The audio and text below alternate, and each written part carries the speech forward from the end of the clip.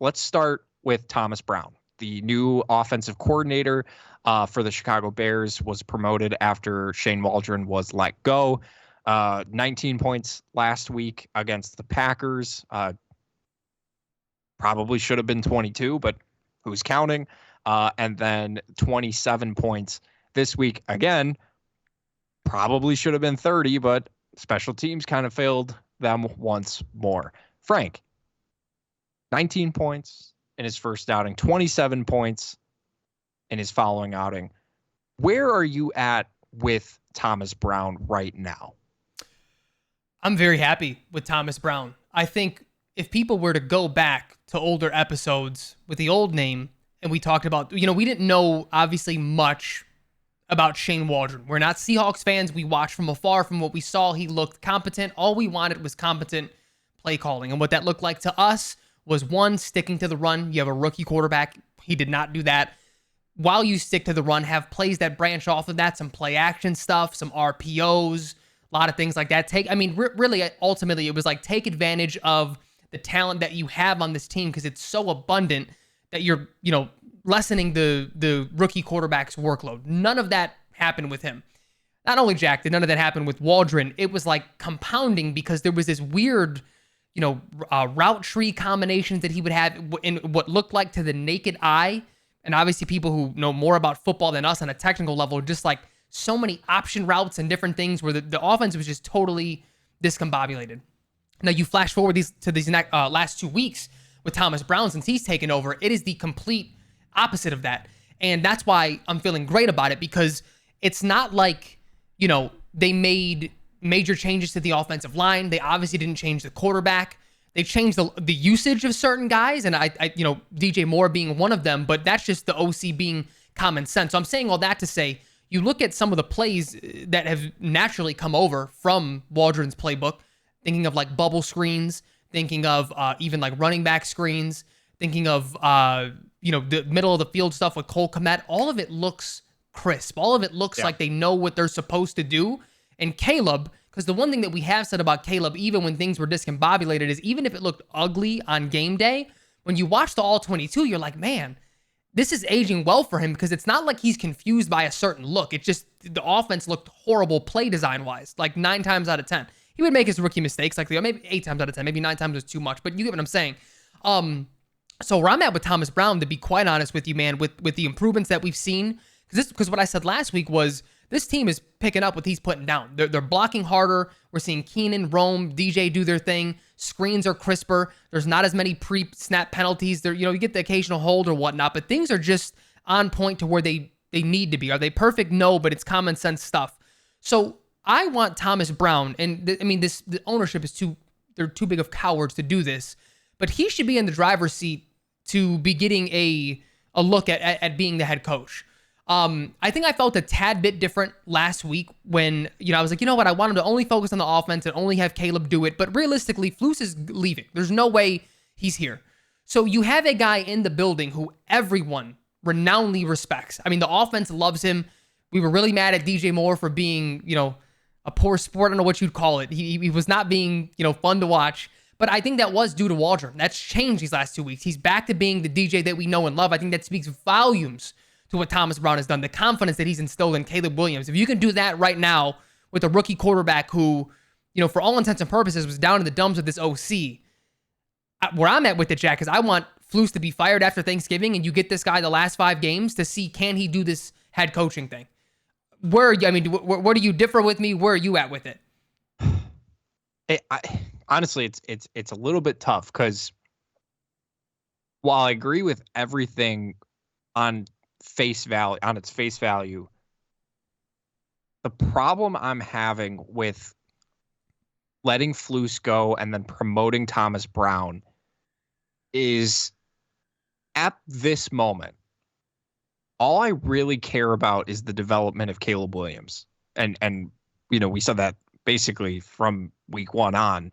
And it's only become more so now that this team is obviously not going to be making the playoffs and having any postseason success. Now you're kind of obviously back to hoping for a higher draft pick, of course, which seems tough because the rest of the league is just awful right now. It's like they're I think they're 12th. They'd have the 12th overall pick at 4-7.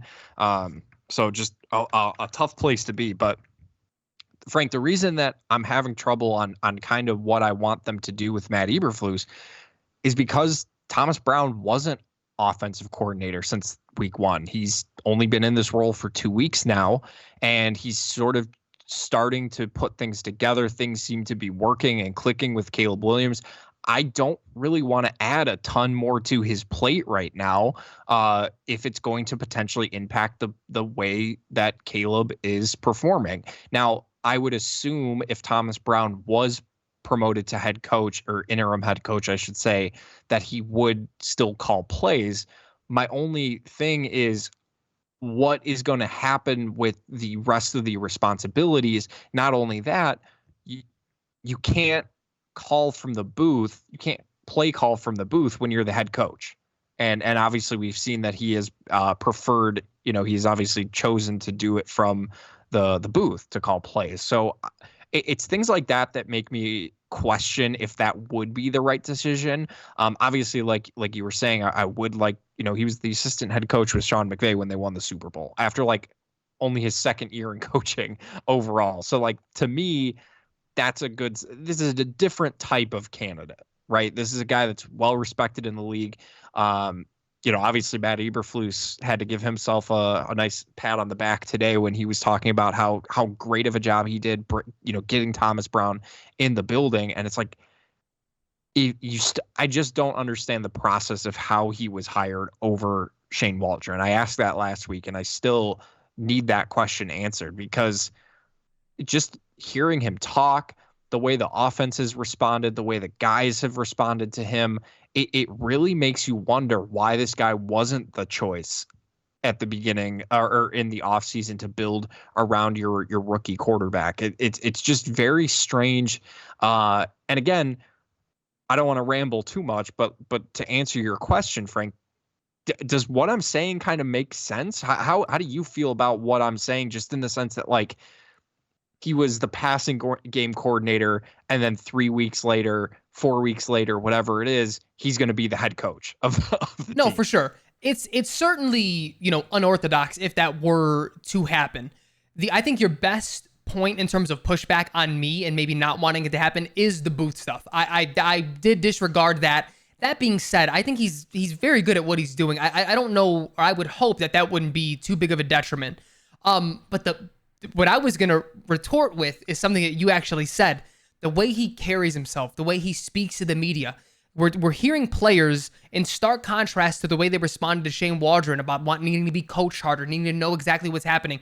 People. What was it that was it DJ Moore or Keenan after the fact? They're like, yeah, we were sort of like lollygagging in OTAs, and like, people were just sort of taking advantage of different things. Like, if that was Thomas Brown, he wouldn't have put up with that shit. You know what I mean? Like, if he was the OC, if that was his unit to be in charge of, that's very clear from the way these guys are talking about him, responding to him, that he knows how to command a room, lead men, and garner the respect of them. So, to me, I get what you're saying. I accept it. I don't agree with all of it. I think it would be beneficial to all parties involved for two reasons. One, you tell Thomas Brown, listen, this isn't guaranteeing you anything in terms of being here, because if I don't know if you tell him this portion, but like, if I'm Ryan Poles, my two guys still that I would hire over him, regardless of what happens this year, would be Ben Johnson, Mike Vrabel. Those are the two that you blank check them. But if they don't come here and you do very well, we just promote you. You would be the head coach then for the 4-year contract or whatever it would be.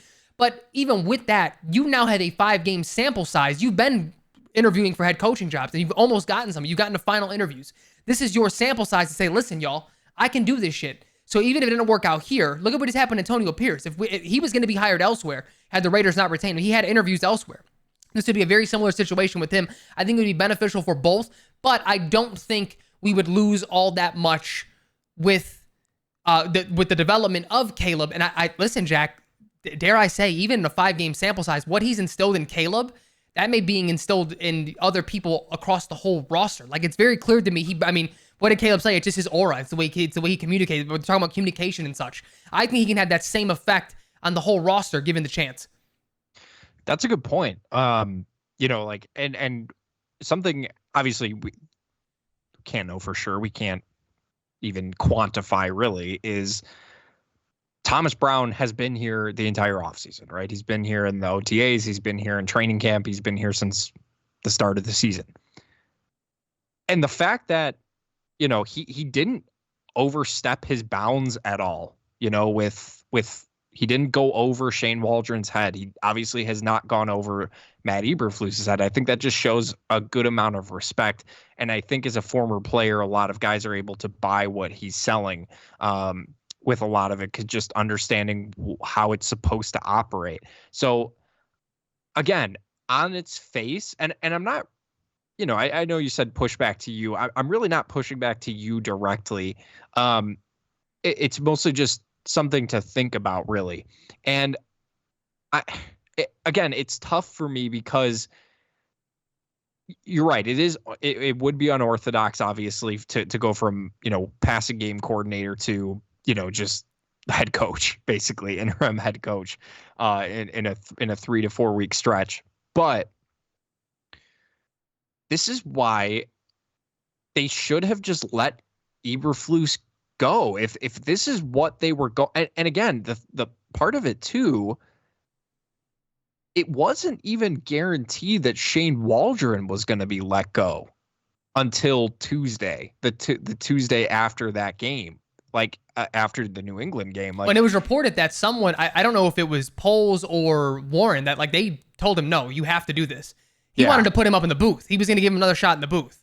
Correct. And so the idea that Matt Eberflus would have been fired wasn't even on the table at that point.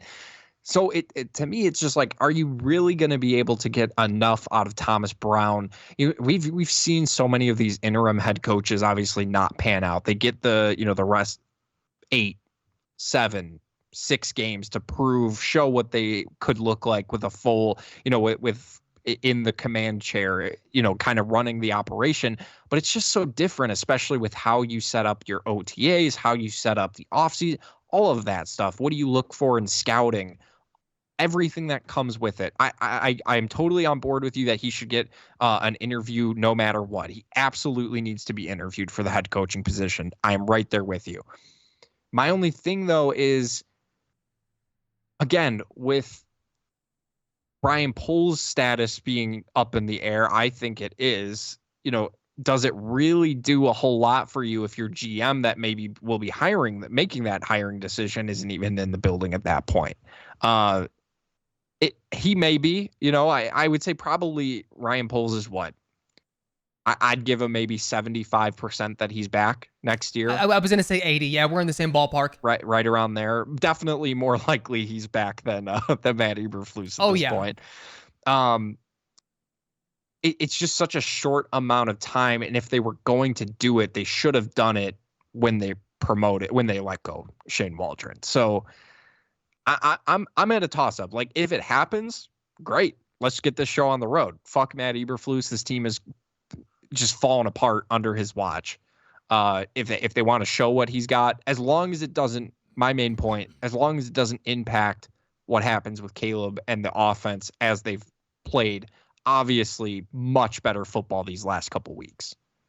Yeah, and again, I wouldn't forecast that being the problem. I think where Thomas Brown is in his career as a play caller, as a potential head coach, is, can you be a guy that is a Sean McVay, a Kyle Shanahan, one of these dudes who really separates themselves, because he's got the basics down. And, you think about the pre-snap movement that he has on these dudes, the usage of DJ Moore out of the backfield, like he's doing already things that, Matt Nagy didn't do a lot of that type of stuff. His is very static routes. His was very motionless offense. It was the 101 to the 202, the weird complex.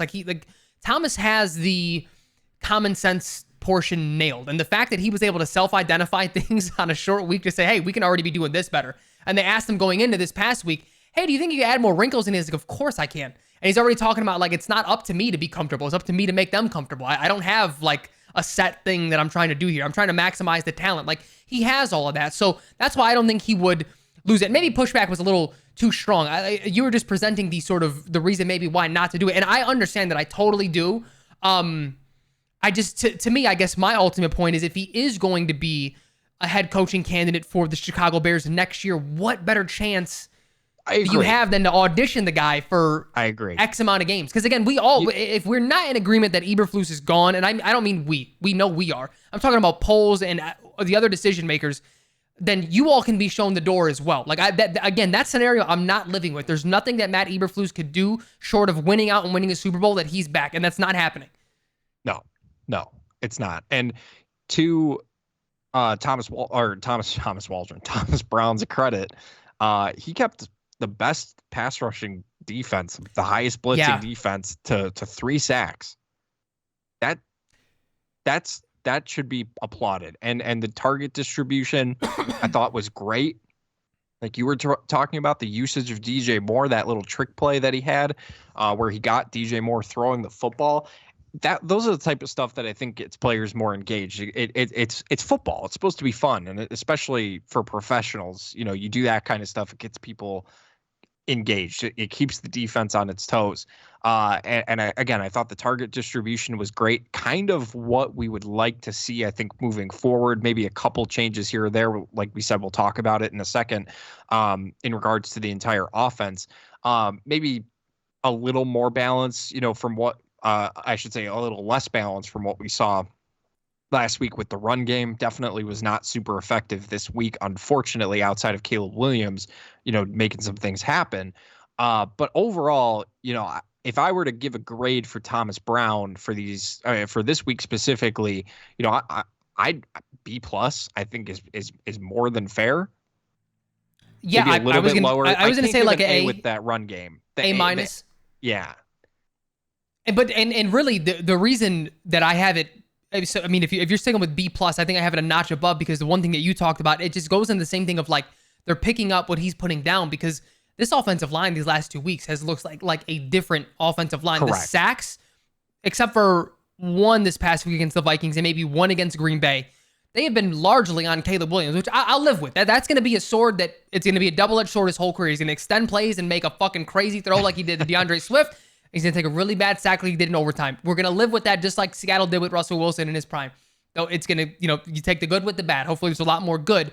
But this offensive line, this isn't just Caleb getting the ball out quick. He is, because the route concepts are there for it and they're really good. And he's dialing up those unsackable plays, like he said.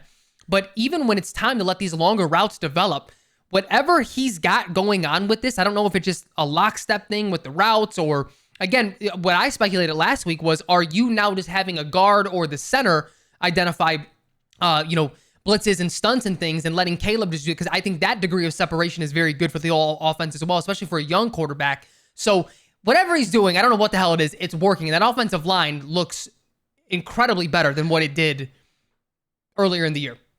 Everything looks on rhythm, and yep. I think this is a good segue into Caleb Williams specifically, but just to stick with Thomas Brown for a second here, it looks like his footwork has been corrected for a good majority. Like when he's dropping back, his drop backs are in sync with what routes are taking place. He's not taking a 1.5 step drop, hitch, throw the ball on a route that might need 3 steps, 5 steps, 7 steps. Like everything just looked out of sync. I would say it still, it still happened, here or there a little more than I would like, but definitely a lot less of the receivers being out of sync with Caleb. And I think a lot of that is something you've brought up a number of times, has been the option routes. Everything seems like it has a purpose. Everything is being called with a purpose. And a lot of these routes are kind of like combination routes and a lot easier to read from 1 to 2 to 3. So and you credit that to coaching. Absolutely. This offense looks a lot less random than what we had seen in that just terrible 3-game stretch out of that bye, where I can't believe how just wrong I was about that bye week being a big deal like that. I've never seen anything quite like this, where you come out of the bye and you're just one of the worst teams in football. It's truly